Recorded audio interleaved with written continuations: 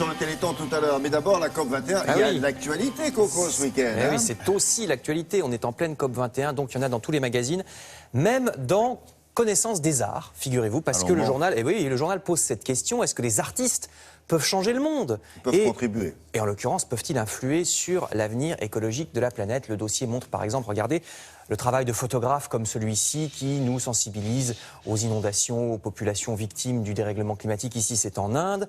Il y a aussi des installations très étonnantes comme celle d'un artiste chinois qui avait mis il y a quelque temps dans le port de Shanghai cette sorte d'arche de Noé avec des animaux entassés sur un tout petit bateau pour symboliser la menace sur la nature.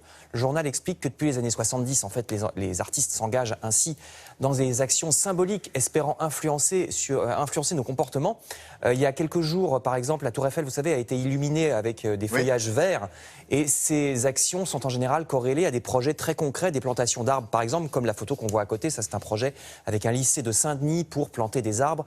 Il y a même une expression dans le milieu de l'art, on parle de sculpture sociale quand la démarche artistique se combine à une action concrète. Sculpture sociale, je ne connaissais pas cette expression.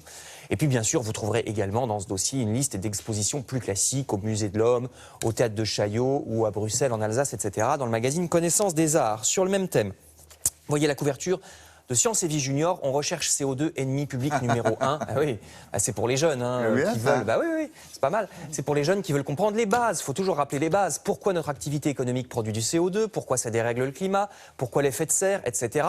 Même dans les océans, d'ailleurs, le CO2 s'infiltre et ça fait un phénomène chimique qui empêche les coquillages de fabriquer leurs coquilles. Alors vous lirez pourquoi en détail, c'est très didactique, comme toujours. Le journal montre aussi des projets positifs comme ces algues qu'on pourrait installer en sortie des usines et qui absorbent le CO2 produit par l'usine, donc avant qu'il ne pollue l'atmosphère. Vous voyez, ce serait pas mal, c'est une des pistes pour l'avenir. Comme des filtres Oui, comme des piles en fait, parce que ça absorbe le CO2 et ensuite on pourrait en faire de l'essence qui réutilise, vous voyez, un peu comme de la biomasse. Donc tout ça dans Science et Vie Junior. Je passe à la montagne où il faut aussi penser à l'environnement si vous programmez en ce moment vos vacances au ski.